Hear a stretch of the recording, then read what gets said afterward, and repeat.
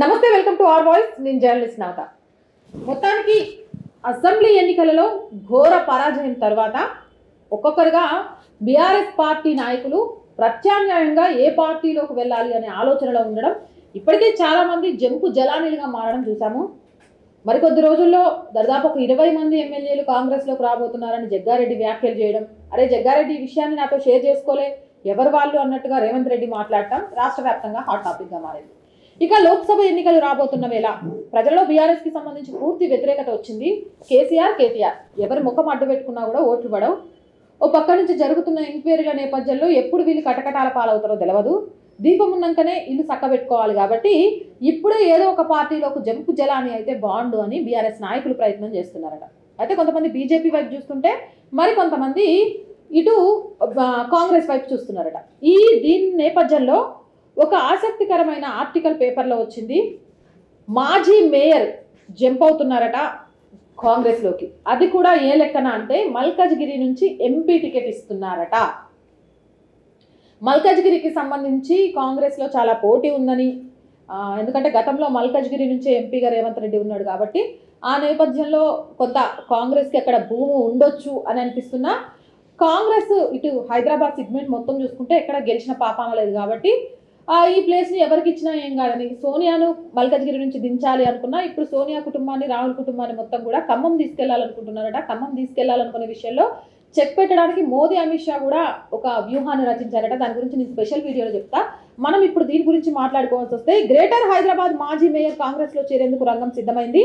ఈ వారంలోనే అధికారికంగా పార్టీ కండువా కప్పుకోనున్నట్లు సమాచారం. బీఆర్ఎస్ ఓ వెలుగు వెలిగి ఆయన 2 సార్లు ఎమ్మెల్యేగా పోటీ చేయాలనుకున్నా నెరవేరలేదు. బీఆర్ఎస్ వర్కింగ్ ప్రెసిడెంట్ కేటీఆర్ 2 సార్లు హామీ ఇచ్చి మొండి చేయి చూపారు. దీంతో ఇంకా ఆ పార్టీలో ఉంటే తన రాజకీయ భవిష్యత్తు మసకబారుతుందని భావించి ఇటీవల సీఎం రేవంత్ రెడ్డితో భేటీ అయ్యారని తెలిసింది. ఇక సికింద్రాబాద్ లేదా మల్కాజ్గిరి నుంచి ఎంపీగా అవకాశం దక్కనున్నట్లు సమాచారం. ఈ రెండు కుదరకపోతే greater Hyderabad Congress party president post ఖాయమని విశ్వసనీయంగా తెలుస్తోంది. ఇప్పటికే మాజీ డిప్యూటీ మేయర్ బాబా ఫసియుద్దీన్ కాంగ్రెస్లో చేరగా, మాజీ మేయర్ సైతం కాంగ్రెస్లో చేరితే బీఆర్ఎస్ కి బిగ్ షాక్ తగలనుంది. పార్టీ మారుస్తాం, వీళ్ళు ప్రజాసేవ చేయడానికి కాదు, పదవులు. అరే ఇన్ని సంవత్సరాలు రాజకీయాల్లో ఉన్నాం, ఒక మంచి పదవి అనుభవించకపోతే ఎట్లా అనే వీళ్ళ పదవి కాంక్ష బీఆర్ఎస్ నుంచి కాంగ్రెస్ వైపు అడుగులు వేస్తుందట. మల్కాజ్గిరి కానీ సికింద్రాబాద్ కానీ ఈ 2 చోట్ల ఎక్కడో ఒక చోటు నుంచి ఎంపీ బరిలో ఉండడానికి అవకాశం ఉంటుందట. ఇక సికింద్రాబాద్ సెగ్మెంట్ గురించి చూసుకుంటే, సికింద్రాబాద్కి భారతీయ జనతా పార్టీ తెలంగాణ రాష్ట్ర అధ్యక్షులు కిషన్ రెడ్డి ప్రాతినిధ్యం వహిస్తారు. గతంలో కూడా ఆయన అక్కడి నుంచే పోటీ చేశారు. ఇప్పటికి కూడా కిషన్ రెడ్డి రాష్ట్ర మొత్తం పరిస్థితుల మీద ఎలా ఉన్నా కూడా తన లోక్సభ సెగ్మెంట్కి సంబంధించి పాన్ షాప్ పెట్టని అక్కడికి వెళ్తారు, ప్రజలకు అందుబాటులో ఉంటారు, ఆ లోక్సభ సెగ్మెంట్ని మాత్రం తను కాపాడుకుంటూ వస్తారు అని ఒక నానుడైతే ఉంది. కాబట్టి సికింద్రాబాద్ నుంచి కాకపోయినా మల్కాజ్గిరి నుంచి బరిలోకి దిగడానికి, మల్కాజ్గిరి నుంచి మైనంపల్లి హనుమంతరావు పోటీలో ఉంటాడనుకుంటే ఆయన మెదకు వెళ్తున్నారు అన్నట్టు కూడా సమాచారం అందుతోంది. ఇప్పటికే సిద్దిపేట మిగిలిన చోట పెద్ద పెద్ద ర్యాలీలు చేస్తోంది మైనంపల్లి కుటుంబం. ఈ నేపథ్యంలో మల్కాజ్గిరి బరి నుంచి మైనంపల్లి కూడా తప్పుకున్నట్టు తెలుస్తోంది.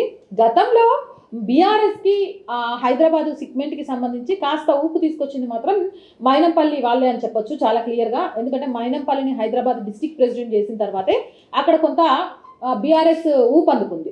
సో ఇప్పుడు అలా ఊపందుకున్న మైనంపల్లి హనుమంతరావు గత అసెంబ్లీ ఎన్నికల్లో ఓడిపోవడం, అప్పుడు ఏం జరిగిందో తెలుసు. ఆయన మెదక్ వెళ్ళి ఎంపీ పోటీ బరిలో ఉండడంతో కొంత మల్కాజ్గిరి కాన్స్టిట్యున్సీకి సంబంధించి కాంగ్రెస్కి బీఆర్ఎస్తో అనుబంధం ఉన్న వాళ్ళు అయితేనే పోటీ ఇవ్వగలుగుతారు అనే విషయం చాలా క్లియర్గా అర్థమైంది. ఇంకోవైపు నుంచి మల్లారెడ్డి కొడుకు భూమారెడ్డి ఎంపీ రేస్లో ఉన్నట్టుగా కూడా కొన్ని సోషల్ మీడియా ఛానళ్లలో వస్తుంది. ఈ నేపథ్యంలో వాళ్ళని తట్టుకోవాలి అంటే అనుభవం కలిగి పార్టీలో అక్కడున్న కార్యకర్తలతో సత్సంబంధాలు ఉన్న ఒక నేత కావాలి. కాబట్టి ఈ మాజీ మేయర్కి ఎంపీ టికెట్ ఇవ్వడానికి కూడా కాంగ్రెస్ కొంచెం సుముఖంగానే ఉన్నట్టు. అయితే ఇప్పటికీ ఈ సీటుకి సంబంధించి మధు యాష్కి ఆశలు పెట్టుకున్నాడు.